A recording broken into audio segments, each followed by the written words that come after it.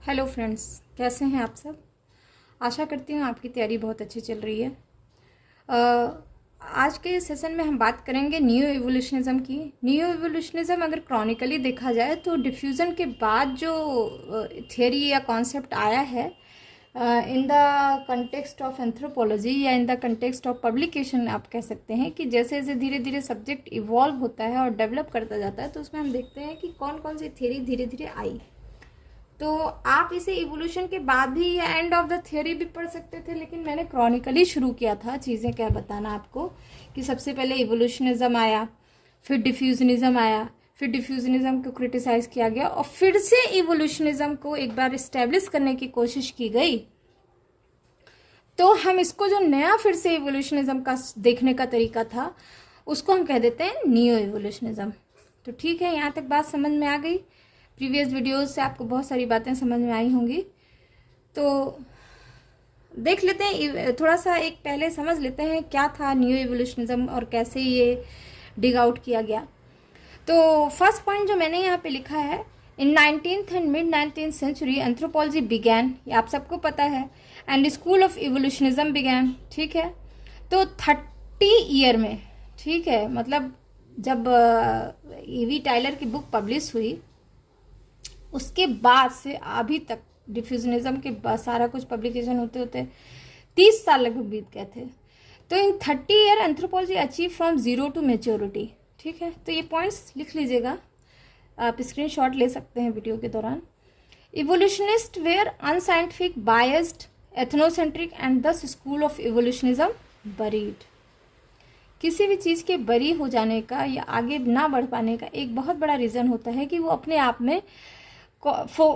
आप में ही फोकस्ड हो जाता है या बायस्ड हो जाता है, ये बहुत ज़्यादा एक्सट्रीमिस्ट हो जाता है।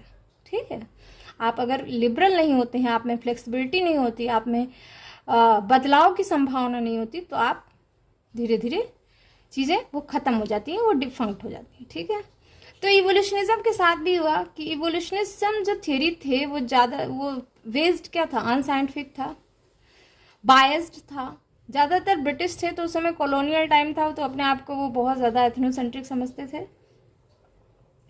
उनको लगता था कि उनका culture is superior than others. तो एक ये भी वजह थी, इसलिए जो स्कूल ऑफ इवोल्यूशनिज्म था वो क्या हो गया, दफन हो गया। ठीक है, नेक्स्ट पॉइंट है the study of actual history of preliterate society which had no script was very difficult to study. ठीक है, अब जो सोसाइटी जिनके पास कोई स्क्रिप्ट नहीं है या जो प्री लिटरेट सोसाइटी हैं, ठीक है, उनकी स्टडी करने के लिए या उनका हिस्ट्री समझना एक थोड़ा सा मुश्किल काम था, थोड़ा क्या बहुत ही टफ टास्क था। ठीक है, देखिए क्लार्क विजलर आपको याद होंगे, क्लार्क विजलर इन एज एरिया कॉन्सेप्ट में पॉइंट आउट किया है उन्होंने कि how the distribution of cultural element gives a few impact on the history. ठीक है, अगर आप क्लार्क विजलर का कंट्रीब्यूशन देखेंगे, हमारे प्रीवियस वीडियो में जाके देखिए जब मैंने डिफ्यूजनिज्म की बात की थी, तो उसमें आया था एक एज एरिया कॉन्सेप्ट जिसमें क्लार्क विजलर ने डिस्ट्रीब्यूशन के हिसाब से ग्रेड बनाए थे। ठीक है, तो उसमें उन्होंने बताया था कि हिस्ट्री कैसे इम्पैक्ट करती है कल्चर को। ठीक है, नेक्स्ट पॉइंट है कुलतुर क्रीज गेव द सेम वे, कुलतुर क्रीज में भी वही बात कही गई। नेक्स्ट है except for American anthropologist the root of school of diffusionism is defunct by mid 20th century. American anthropologist को छोड़ दिया जाए तो बाकी जो डिफ्यूजनिस्ट थे वो सब खत्म हो गए 20वीं सेंचुरी आते आते। साइमल्टेनियसली इसके साथ साथ क्या हुआ, more development taking place in America as well as England. अच्छा, उस समय हर तरह के डेवलपमेंट हो रहे थे, political, economical, intellectual, scientific changes, ठीक है, फाइनेंशियल चेंजेस, तो ये सब सारी चीज़ें हो रही थी, बहुत तेज़ी से घटनाएं घटित होती जा रही थी। ठीक है, उसी दौरान क्या हुआ, रेडक्लिफ ब्राउन भी अंडमान गए, Radcliffe Brown went Andaman, Malinowski भी गए, ट्रॉवरियंडर, और इस तरह से सब लोग गए। सो field work in anthropology became an integrated part, field work anthropology का एक डिस्टिंक्टिव पार्ट बन चुका था, इंटीग्रेटेड पार्ट बन चुका था कह सकते हैं आप। ठीक है, और हाँ कुछ थियरीज भी आ चुकी थी तब तक, जैसे historical particularism, cultural relativism, psychological anthropology. ठीक है, A number of concepts such as pattern of culture, basic personality, modal personality came out before Second World War. Second world वार के पहले ये सब चीज़ें आ चुकी थी. इन 1936 जस्ट बिफोर सेकेंड वर्ल्ड वार, जो 1939 में आप सारे जाने हैं सेकेंड वर्ल्ड वार कब हुआ था, 1939 में. तो बिल्कुल ठीक पहले let down the new evolutionism has taken. तो उसी समय न्यू इवोल्यूशनिज्म प्रपोजल आया लाइमलाइट में. रादर इट बिकेम सेड, या इसके अलावा ये कह सकते हैं evolutionism which was buried in late 19th century remain scratch for next few year in 1946. फिर से इसको स्क्रैच किया गया कब, 1946 में.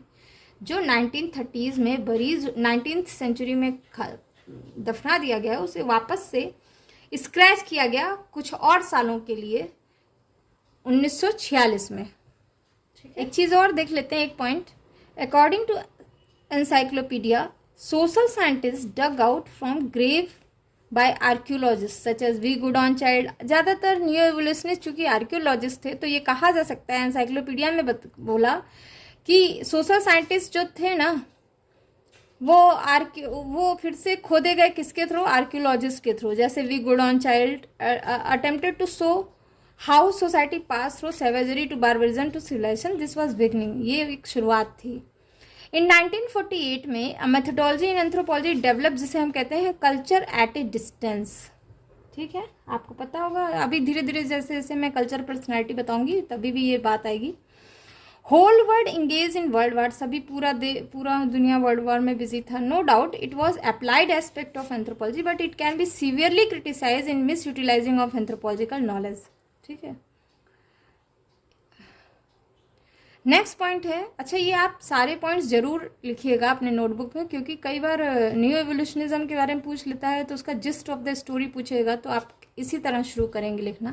ठीक है, नेक्स्ट पॉइंट है. Before second world war Oxford and Cambridge consider as Mecca of anthropological research, but after second world war scenario has change.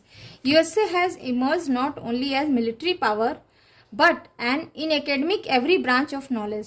तो आपको पता ही होगा सेकेंड वर्ल्ड वार के बाद अमेरिका सुपर पावर था, उभर के आया सामने.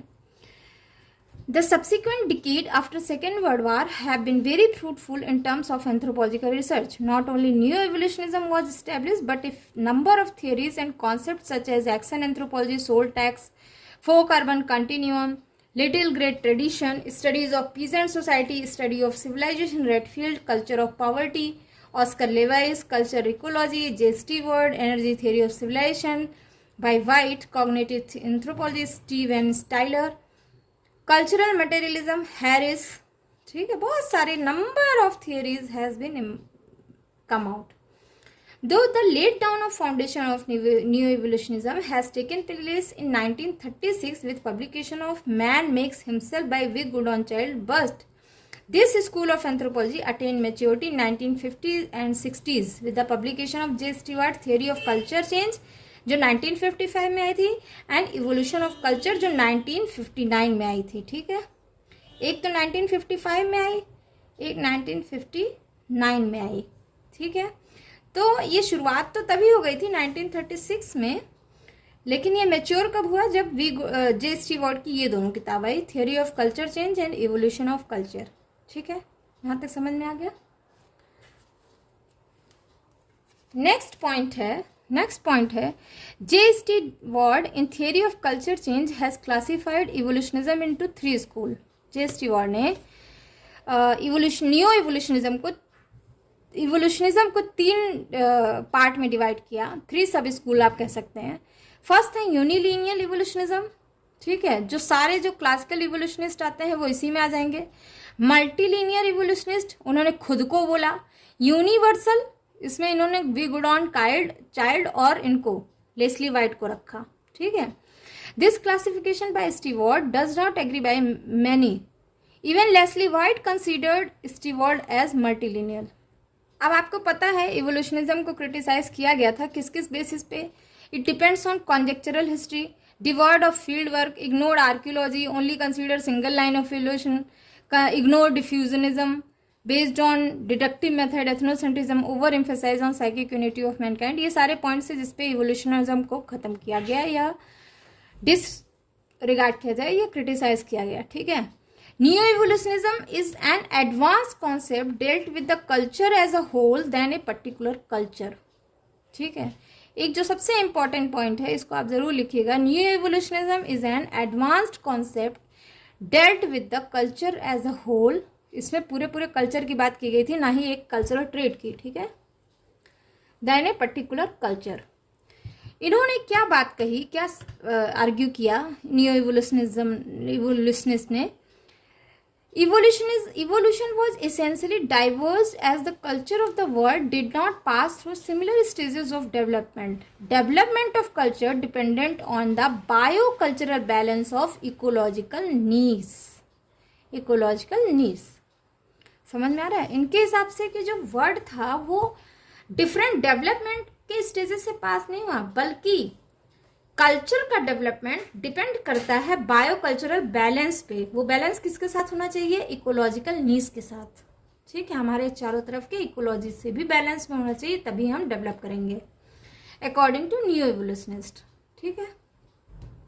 इनके हिसाब से to them evolutionary stages were appreciable only in estimating the growth of culture. इनके हिसाब से इवोल्यूशनरी स्टेजेस क्या था? एक्चुअली ग्रोथ, कल्चर के ग्रोथ को हम अप्रिसिएट कर सकते थे, एस्टिमेट कर सकते थे, but not for reconstruction of culture. हम कल्चर को रिकंस्ट्रक्ट नहीं कर सकते, हम इसको एस्टिमेट कर सकते हैं। इवोल्यूशनरी स्टेजेस को हम एस्टिमेट कर सकते हैं, हम रिकंस्ट्रक्ट नहीं कर सकते। ये किसने बात कही? न्यू इवोल्यूशनिस्ट ने। तो ये तो हो गया एक तरह से हम कह सकते हैं बेसिक कॉन्सेप्ट या बेसिक पोस्टुलेट्स जिस पे न्यू इवोल्यूशनिज्म बेस था। तो इसके जो न्यू इवोल्यूशनिस्ट स्कूल की बात कर लेते हैं तो इसमें 3 इंपॉर्टेंट फिगर हैं, वी गुडॉन काइल, Leslie White and J Steward को। फर्स्ट है इनका contribute classify evolutionary school into 3 school. आप पहले भी मैंने देखा था आपने।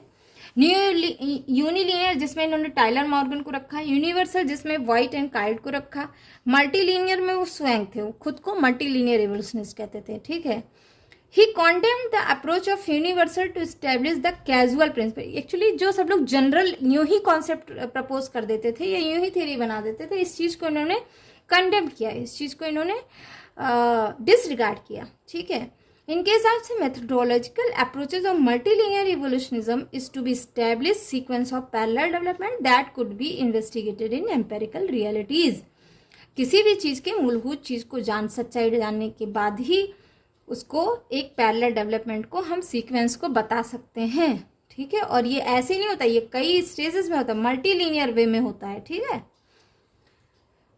इन्होंने एक और कंट्रीब्यूट किया, कल्चरल इकोलॉजी की भी बात की थी। Socio cultural integration basing on their level of ecological adjustment to the environment, ठीक है। इनके हिसाब से कल्चरल इकोलॉजी क्या होता है? It is a socio cultural integration basing on the level of ecological adjustment to the environment, ठीक है। ये तो आप सब जानते होंगे। यहीं इसको थोड़ा सा जान लेते हैं डिटेल में। कल्चरल इकोलॉजी के 3 फंडामेंटल प्रोसीजर इन्होंने बताया। पहला है inter relationship between technology and environment must analysed. Technology और एनवायरनमेंट के बीच के रिलेशनशिप को हमें ज़रूर एनालाइज करना चाहिए। दूसरी बात है the behaviour pattern involve in exploitation of a particular area bye means of particular technology must be analyse. थोड़ा उसका जो बिहेवियर पैटर्न है इंटर रिलेशनशिप में, उसको भी हर पर्टिकुलर एरिया को कैसे वो एक्सप्लॉयटेशन में एक्सप्लॉयट कर रहे हैं और कैसे अपने आप को सर्वाइव कर रहे हैं, ये किस तरह के पर्टिकुलर टेक्नोलॉजी को यूज कर रहे हैं, ये भी हमें एनालाइज करना चाहिए। थर्ड पॉइंट है behaviour pattern Intel in exploiting the environment affect other aspect of. तो जैसे बिहेवियर चेंज होता है तो उसका इफेक्ट और दूसरे type of trait of culture पे भी पड़ता है, तो इस बात को भी एनालाइज करना चाहिए। तो 3 पॉइंट्स हो गए। एक तो टेक्नोलॉजी और इन्वायरमेंट के रिलेशन को समझना, दूसरा पर्टिकुलर टेक्नोलॉजी को कैसे एक्सप्लॉइट करते हैं, पर्टिकुलर टेक्नोलॉजी से किसी पर्टिकुलर एरिया को कैसे एक्सप्लॉइट करते हैं, इसके लिए एक पर्टिकुलर बिहेवियर होगा, उसको एनालाइज करना। तीसरा, ये जो पर्टिकुलर बिहेवियर पैटर्न होगा ये दूसरे एस्पेक्ट ऑफ कल्चर को भी अफेक्ट करेगा, इस बात को भी समझना, इसको कहते हैं हम कल्चरल इकोलॉजी। इतना कुछ इन्होंने साइंटिफिक तरीके से बताया। इसके अलावा भी इससे क्रिटिसाइज किया गया। क्रिटिसाइज कैसे हुए ये? पहले तो इन्होंने fail to yield a wide scope. इनके कॉन्सेप्ट का कोई बहुत स्कोप नहीं मिला, ठीक है, इस बात में फेल हो गए। अब इनके हिसाब से कि कितने मल्टीलीनियर होने चाहिए ये नहीं बता पाए। How many is multilinear is not solve. तो 2 पॉइंट था जिसपे ये थ्योरी फेल थी। नेक्स्ट पर्सन आते हैं लेस्ली वाइट, बहुत इंपॉर्टेंट पर्सन है, इनके बुक का भी नाम याद रखिएगा, पूछ लेता है। इनका बुक था the science of culture and evolution of culture, जो पब्लिश हुई थी 1949 एंड 1959 में। Deal with theoretical issues related with new evolutionism. अब ये ध्यान से देखिएगा, थोड़ा सा साइंटिफिक है, इसीलिए इसे न्यू एवोल्यूशनिज्म कह देते हैं। ही स्टेट्स, उन्होंने लिखा कि the amount of energy harnessed and put to use per capita per area by group. इनके हिसाब से न्यू एवोल्यूशनिज्म क्या है, कल्चर ग्रोथ क्या है। कल्चर ग्रोथ है कि E into T equal C, जिसमें E है अमाउंट ऑफ एनर्जी, T है नंबर ऑफ टूल, C है कल्चर।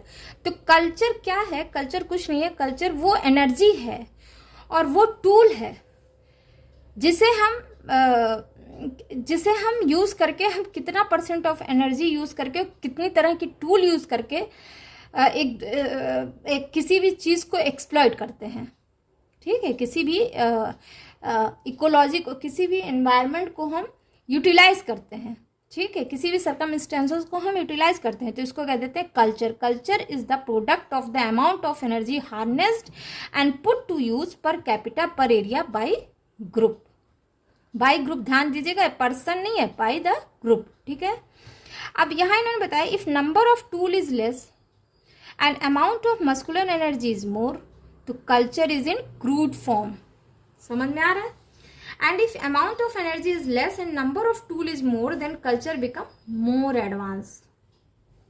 सीधी सी बात है, आज हम छोटे इतने डेवलप कर गए कि हमें मस्कुलर एनर्जी की बहुत कम जरूरत पड़ती है, ये बात तो सभी को समझ। तो अगर जब मस्कुलर एनर्जी कम है तो यानी कल्चर बहुत एडवांस है, राइट। तो ये था लेस्ली वाइट का कंट्रीब्यूशन। इनके बुक का नाम जरूर याद रखिएगा, पूछ लेता है ये क्वेश्चन भी कई बार पूछ लेता है, तो you must remember. Next person थे बहुत important figure of new evolutionist, वो थे विगोडॉन काइल्ड। इनका बुक था सोशल इवोल्यूशन, जो बहुत इंपॉर्टेंट था। इसमें इन्होंने डिस्क्राइब किया इवोल्यूशन ऑफ कल्चर को 3 मेजर इवेंट में। वो मेजर इवेंट क्या थे? पहला तो इन्वेंशन ऑफ फूड प्रोडक्शन, दूसरा था अर्बनाइजेशन, तीसरा था इंडस्ट्रियलाइजेशन, ठीक है। तो इनके हिसाब से तो कल्चर इस तरह से इवॉल्व हुआ, ठीक है। अच्छा, अब एक और छोटा सा कॉन्सेप्ट कई बार पूछ लेता है और आपके साथ सिलेबस में भी होगा, इसको एक बार चेक कर लीजिएगा। मार्शल सालिन एंड सर्विसेज, ठीक है। उसी समय इनका एक बुक आया था इवोल्यूशन एंड इकोलॉजी 1960 में। He did not say any new thing, attempted to bring a reapproachment between unilinear and multilinear evolution. Besides, if he says general and specific, इसी जो यूनिलीनियर मल्टीलीनियर का कॉन्सेप्ट था, इसको इन्होंने क्या कह दिया? जनरल और स्पेसिफिक इवोल्यूशन, ठीक है। जनरल इवोल्यूशन वो होता है, general evolution is defined as the overall और dominant trend in human socio cultural development, while the specific evolution is characterized by variation from the reversal of this overall trend due to specific historical, geographical and ecological conditions. समझ रही है? General evolution तो सारा overall development है और जो भी dominant trend उस समय चल रहा है वो समझना है। लेकिन जो वाइट का स्पेसिफिक इवोल्यूशन है वो उसके हिसाब से कि जो वेरिएशन आता है ओवरऑल ट्रेंड में due to specific historical change variation, due to specific geographical variation, due to specific ecological condition, उसको हम कह देते हैं स्पेसिफिक इवोल्यूशन, ठीक है। तो मार्शल सालिन का जो ये कॉन्सेप्ट है स्पेसिफिक एंड जनरल इवोल्यूशन, इसे आप ध्यान में रखिएगा। ये कुछ नहीं, एक्चुअली ये जनरल यूनिलीनियर और मल्टीलीनियर इवोल्यूशन को रीडिफाइन कर। That is a brief account of new evolutionism. Thanks for listening. Please subscribe my channel.